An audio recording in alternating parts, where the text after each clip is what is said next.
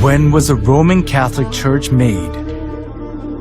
In order to understand its birth, first we need to follow the process on how the early church in Rome, which had been persecuted, obtained recognition from the Roman Empire. The church in Rome kept the undefiled truth of the early church in its initial stage, but later accepted various gods of Rome and religious customs when it became acknowledged as a Roman religion. And this gave birth to the Roman Catholic Church that has the characteristics of Roman polytheism. The Apostle Paul preached the gospel of Christ to Palestine, Asia Minor, Greece, and finally in Rome.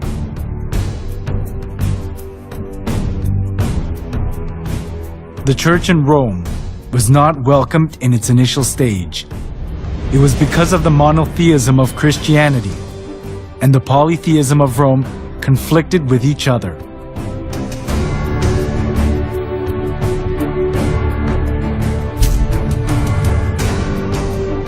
The Romans believed that everything, humans, places, and goods, was inhabited by divinity. As they accepted folk beliefs of the people they conquered, far more various gods and religions prospered in Rome.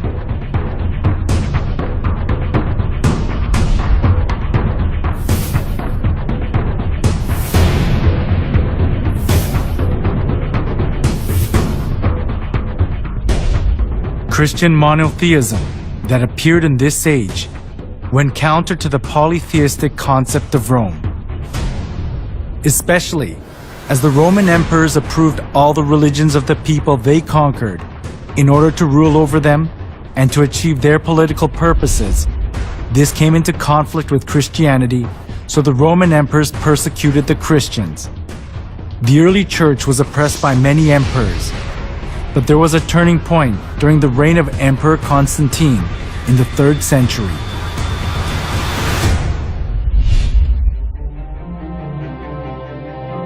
In 313, Emperor Constantine proclaimed the Edict of Milan. The edict approved Christianity as a legal religion of Rome and gave legal privileges and immunity from military duty and taxes to the Christian clergy.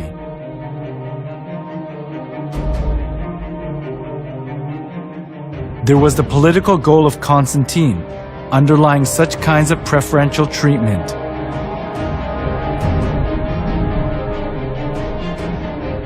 It was Mithraism, the sun worship religion, that was diffused throughout Rome. But all the Roman emperors deified themselves and enforced people to worship them. Some of the nobility were fascinated by the Egyptian mystery religion. So, Rome suffered from religious dissension within itself. At this, Constantine tried to make the best use of Christianity that had spread throughout the whole region of Rome, despite all sorts of persecution. This was because he thought that Christianity could solidify his empire. By approving Christianity as a national religion of Rome, Constantine tried to seek the unity of the Roman Empire under one religion.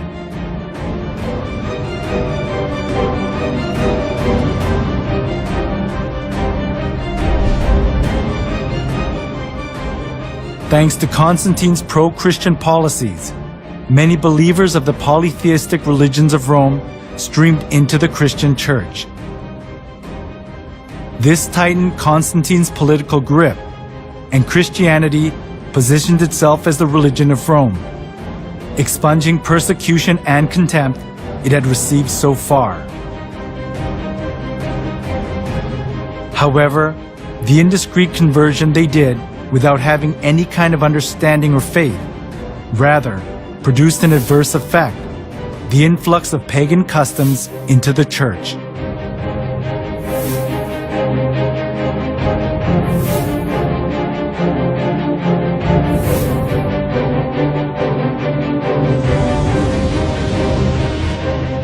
Those who were tainted with polytheism of Rome looked as if they had converted, but in actuality it wasn't easy for them to get rid of the religious rites and institutions of worshipping the sun, the moon, and the stars, and various gods and goddesses, which they had worshipped since their forefathers.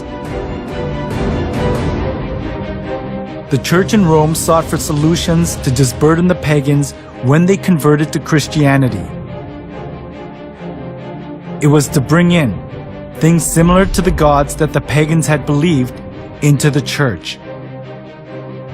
They thought they would increase the number of pagan converts by doing that.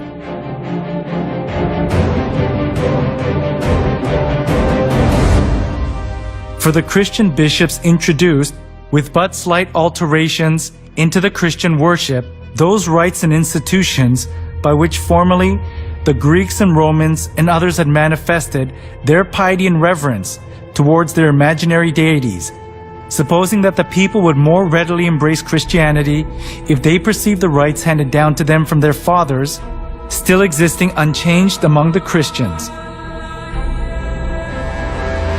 The church in Rome that had been persecuted and despised wanted to put their roots down in Rome as an approved religion, even if they had to be mixed up with Roman polytheism.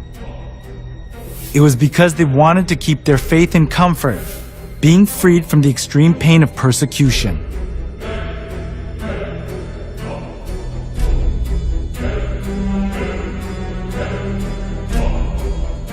To attract more pagans, the church in Rome tried to Christianize various kinds of pagan gods to suit the Bible. One of the most representative things among them was accepting pagan customs of the sun god worship tradition. The church in Rome identified Jesus with the sun god.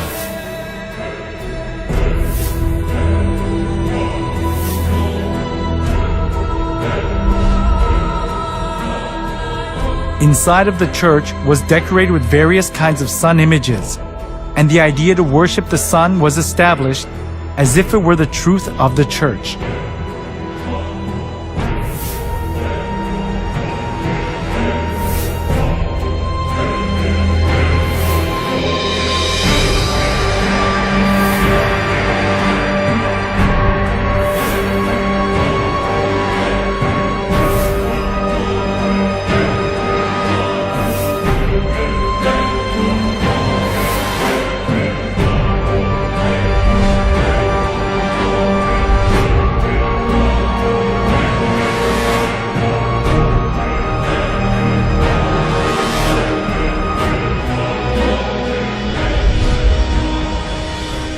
All judges, city people, and craftsmen shall rest on the venerable day of the sun.